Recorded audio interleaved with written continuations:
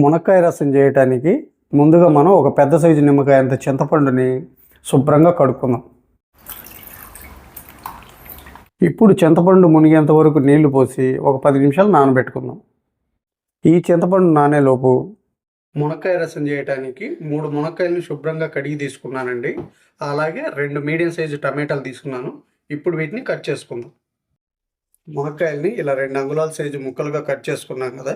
నేనైతే చెక్కు తీయలేదండి, ఎందుకంటే మనం ఉడకబెట్టి పిప్పి తీసేస్తాం కాబట్టి చెక్కు తీయాల్సిన అవసరం లేదు.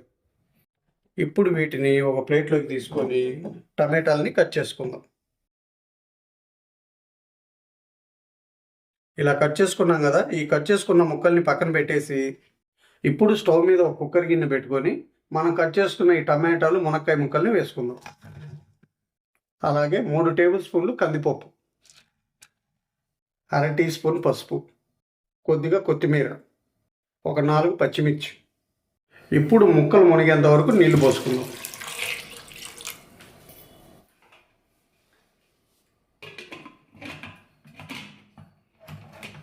ఇప్పుడు స్టవ్ని మీడియం ఫ్లేమ్లో పెట్టుకొని 5 విజిల్స్ వచ్చేంత వరకు ఉడికించుకుందాం.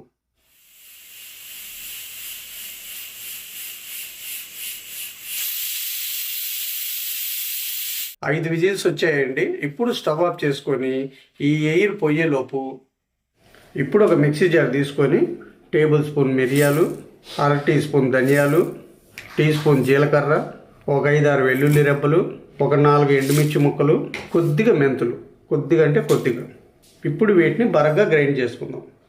ఇలా గ్రైండ్ చేసుకున్నాం కదా, ఇప్పుడు ఈ మసాలాని పక్కన పెట్టి 5 విజిల్స్కి మెత్తగా ఉడికిపోయినాయండి. ఇప్పుడు వీటిని క్రష్ చేసుకుందాం.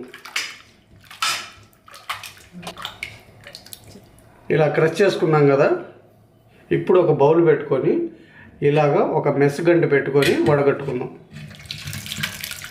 మనం ఇలాగా ఒక ఫిల్టర్ పెట్టుకొని ఇలా ప్రెస్ చేసుకుంటే ఈ మునక్కాయలో ఉన్న రసం అంతా కిందికి దిగి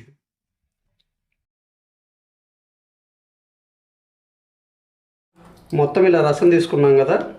ఇప్పుడు స్టవ్ మీద ఒక బౌల్ పెట్టుకొని 2 టేబుల్ స్పూన్లు ఆయిల్ వేసుకుందాం. మనం రసం అన్నది ఎందుకు తింటాం? హెల్తీగా ఉండటం కోసం తింటాం.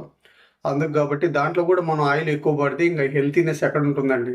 అందుకే చాలా తక్కువగా వాడుకోవాలి. ఆయిల్ వేడైందండి. 1/2 టీ స్పూన్ ఆవాలు, 1/2 టీ స్పూన్ జీలకర్ర, ఒక 4 ఎండుమిర్చి ముక్కలు. పోపు వేగిందండి. ఇప్పుడు మనం ముందుగానే తీసి పెట్టుకున్న ఈ రసాన్ని పోసుకుందాం. అలాగే మనం ముందుగానే ప్రిపేర్ చేసి పెట్టుకున్న ఈ మసాలా పొడిని కూడా వేసుకుందాం. ఇప్పుడు 1.5 టేబుల్ స్పూన్లు ఉప్పు, మనం ముందుగానే తీసి పెట్టుకున్న చింతపండు పులుసు. ఇప్పుడు స్టవ్ని మీడియం ఫ్లేమ్లో పెట్టుకుని ఒక పొంగు వచ్చేంత వరకు మరిగించుకుందాం. ఇప్పుడు కొద్దిగా కొత్తిమీర వేసుకొని మరో 2 నిమిషాలు మరిగించుకుందాం. మునక్కాయ రసాన్ని ఓవర్గా ఎప్పుడు కూడా మరిగించకూడదండి. ఇదొక్కటి జాగ్రత్తగా గమనిస్తే మీరు ఒక మంచి రసాన్ని ఎంజాయ్ చేస్తారు. 2 నిమిషాలు ఇలా మరిగించుకున్నాం కదా, మునక్కాయ రసం అయితే గుమగుమలాడుతుందండి. ఇప్పుడు స్టవ్ ఆఫ్ చేసుకుందాం. చూశారు కదా, మీరు కూడా నేను చేసిన పద్ధతిలో ఒకసారి చేసి అది ఎలా వచ్చిందో నా కామెంట్ సెక్షన్లో చెప్పండి. ఈ వీడియో కనుక మీకు నచ్చినట్లయితే ఒక లైక్ చేయండి, షేర్ చేయండి, మన ఛానల్ని సబ్స్క్రైబ్ చేసుకోండి. మళ్ళీ రేపు ఒక మంచి రెసిపీతో మీ ముందుకు వస్తా. Thank you.